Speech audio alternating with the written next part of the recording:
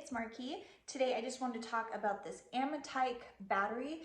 This is 18 volts and it works with Makita tools. So if you have a Makita drill or a jigsaw or a sander or anything that's run with a replaceable battery like this that is rechargeable, this will work perfectly.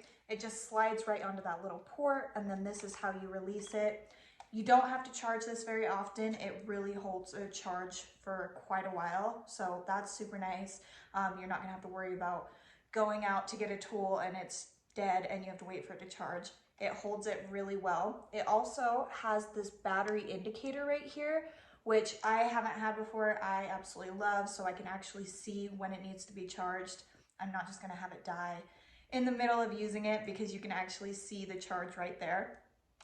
This has a overheating protector in it. It has a short circuit protector, so you're not going to have to worry about any of those issues.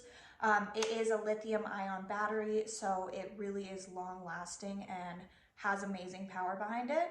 So if you have Makita brand tools and you would like to be able to have a really nice battery for it that's going to stay charged and just be really simple to use, I would highly recommend you look into this one. So I hope this was helpful. Thank you.